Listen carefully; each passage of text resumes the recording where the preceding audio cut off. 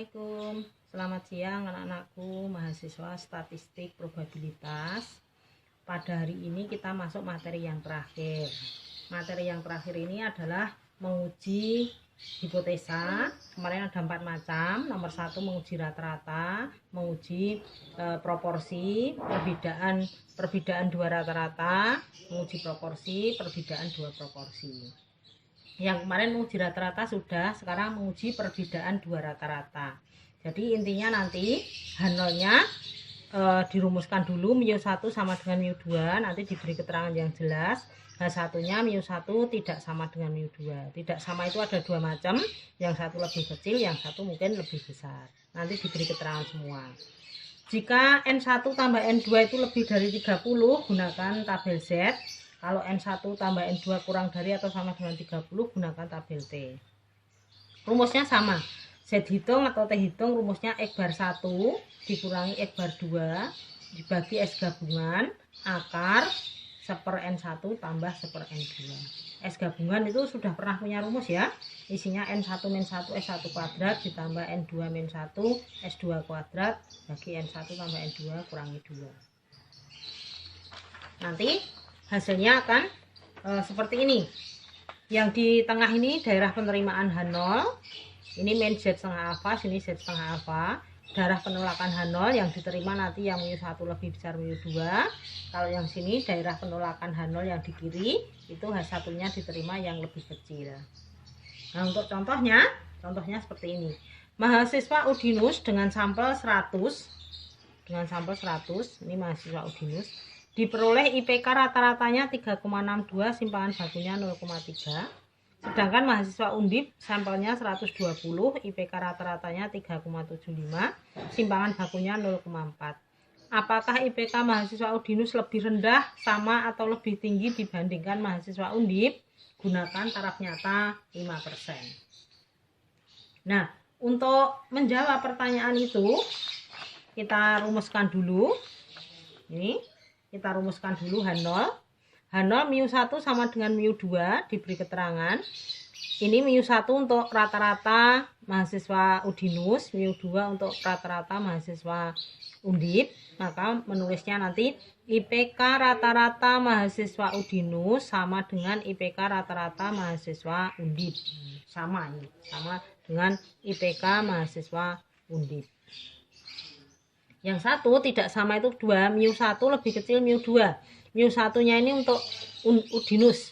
Jadi rata-rata mahasiswa Udinus, IPK mahasiswa Udinus lebih kecil.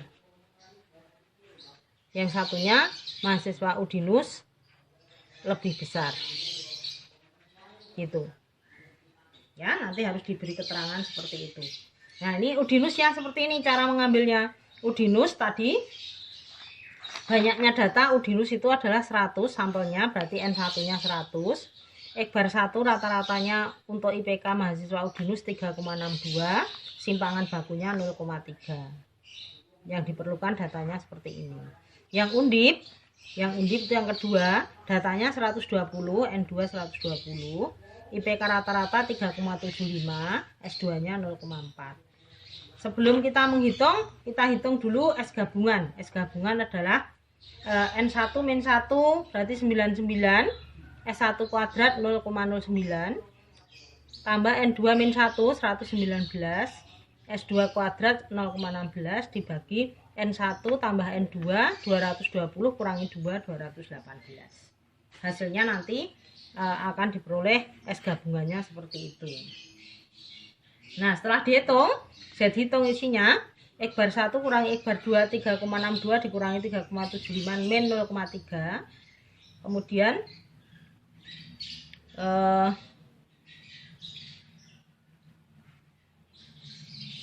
bener ya hasilnya ini.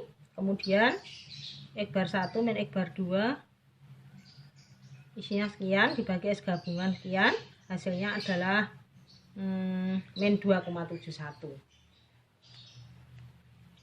Kok 0,3 ya? 3, bener Pak? Ini dikurangi nih. 3,62 dikurangi 3,75. 0,13 ya. 0,13. Ini salah tulis, 0,13.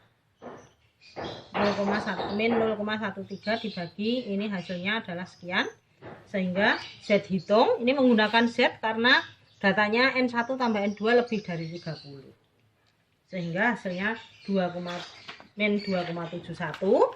Selanjutnya kita gambarkan dengan interval keyakinan 95% atau taraf nyatanya 5%, itu berarti interval keyakinannya 95%. Maka kalau dicari dibagi 2 ini 0,4750, dicari di tabel isinya 1,96, yang kiri min 1,96. Sedangkan hasil hitungan tadi adalah min 2,71. Min 2,71 ada di kiri, sehingga ditolak, H0-nya ditolak, yang diterima adalah yang lebih kecil karena yang di kiri. Artinya apa? Yang diterima yang lebih kecil itu kesimpulannya karena Z hitung jatuh di daerah penolakan H0 kiri, H0 yang kiri ini, kalau ini yang kanan ini yang kiri, maka H0 ditolak, H0-nya ditolak dan H1 diterima. H1 diterima yang mana? Yang μ1 lebih kecil μ2. Artinya IPK rata-rata mahasiswa Udinus memang lebih rendah daripada mahasiswa Undip. Begitu. Ya. Nanti silahkan dipelajari lagi sambil dihitung. Kemudian berikutnya adalah menguji proporsi. Untuk menguji proporsi, nanti simbolnya ini pi sama dengan pi 0, diberi keterangan. H1-nya pi tidak sama dengan pi 0. Tidak sama artinya ada 2, kurang dari pi 0 sama yang satu lebih besar dari pi 0. Nah, rumusnya Z hitungnya nanti adalah Z hitung, rumusnya hanya satu, pakai Z hitung saja. Itu X per N dikurangi pi 0 akar pi 0 kali 1 min pi 0 per N. Nah, ini sama nanti kalau di sini ditolak yang kanan, ini ditolak yang kiri. Contohnya nih, seorang caleg menyatakan bahwa 68% warganya memilih dia. Seorang kader menguji 500 calon pemilih dan ternyata 68% berarti 0,68 nanti. Pi 0-nya 0,68. Kemudian N-nya itu 500, X-nya nanti 360, ini X. Ini X, ini N. Dengan taraf nyata 2%, ujilah apakah benar atau salah pernyataan caleg tersebut. Cara mengerjakannya seperti ini. Jawab. Ya. H0 pi sama dengan 0,68. Proporsi pemilih caleg adalah 0,8. Yang satu H1-nya pi tidak sama dengan 0,68. Proporsi pemilih caleg kurang dari 68%. Ini proporsi pemilih caleg lebih dari 68%. Rumusnya tinggal dimasukkan saja. X per N tadi 360 dibagi 500 dikurangi 0,68. Bagi akar pi 0-nya 0,68 kali 0,32 per 500. Hasilnya adalah 1,9230. Taraf nyata 2%, interval keyakinannya berarti 98%. Kalau dibagi 2, 4900. Dan ternyata di tabel itu tidak ada yang pas 4900, yang ada adalah 4901. Ini isinya minus 2,33, ini 2,33. Dan hasil dari 1,9230 itu ada di sini. Ada di tengah berarti daerah penerimaan H0. Kesimpulannya H0 diterima, berarti pernyataan caleg tadi adalah benar bahwa 68% warganya memilih dia. Gitu. Selanjutnya yang terakhir adalah menguji kesamaan dua proporsi. Rumusnya nanti H0 pi 1 sama dengan pi 2, beri keterangan. Yang satunya H1 pi 1 tidak sama dengan pi 2.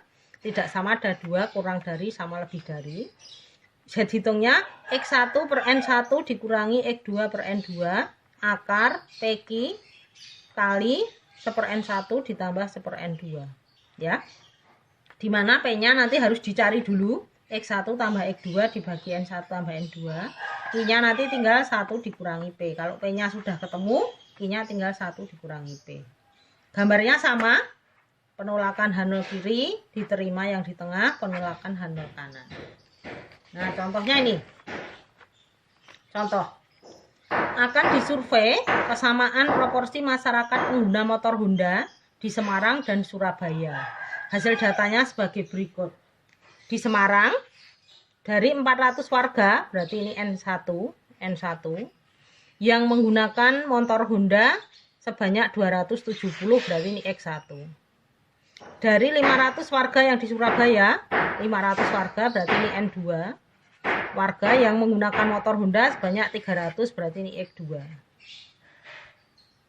Dengan taraf nyata 4%, 4% berarti keyakinannya adalah 96%. Nanti kita cari apakah proporsi pengguna motor Honda di Semarang sama di Surabaya, sama atau tidak ya. Di Semarang sama dengan di Surabaya, jawabnya H0, P1 sama dengan P2. P1 nya adalah proporsi pengguna motor Honda di Semarang sama dengan proporsi pengguna motor Honda di Surabaya. Yang ini bisa enggak memberi keterangan? P1 lebih kecil P2. Pengguna motor Honda di Semarang lebih kecil daripada di Surabaya. Kalau ini pengguna motor Honda di Semarang lebih besar daripada di Surabaya gitu. Nah, hasil hitungannya gimana? Hasil hitungannya saya hitung itu seperti tadi, X1 per N1 dikurangi X2 per N2 dibagi akar. P-nya berarti dihitung dulu ya. X1 tambah X2 dibagi N1 tambah N2, hasilnya 0,63, berarti Q-nya adalah 1 dikurangi 0,63 adalah 0,37. Langsung dihitung sini, 0,675 dikurangi 0,6 dibagi akar 2,331 kali 1/N1 tambah 1/N2, hasilnya ini, akar ini ketemunya 2,419. Lihat hasilnya 2,419 ada di kanan ya. Nih tadi 96%, taraf nyata 4%, berarti interval keyakinan 96%. 96% dibagi 2 itu 0,4800. Ternyata 4800 enggak ada, yang ada adalah 4798. Isinya min 2,05 sama 2,05. Ternyata 2,419 ada di sebelah kanan. Artinya apa kesimpulannya? H0 ditolak, H1 diterima. Diterima yang mana yang diterima? Yang diterima yang lebih besar. Kalau di sini lebih kecil, di sini lebih besar. Berarti P1 lebih besar dari P2. Artinya apa? Proporsi pengguna motor Honda di Semarang lebih besar daripada pengguna motor Honda di Surabaya. Gitu. Nanti untuk soalnya saya kirimkan lewat grup, saya copy, kemudian saya kirim di grup. Selamat belajar, ini materi yang terakhir. Jadi nanti ujian akhir materinya sampai di sini. Ya, kalau ada yang kurang paham atau kurang jelas, silahkan dibaca lagi, dibuka lagi videonya, diputar lagi. Kemudian kalau terpaksa masih tidak bisa, silahkan ditanyakan. Oke ya, selamat belajar. Sampai ketemu lagi nanti di ujian. Assalamualaikum.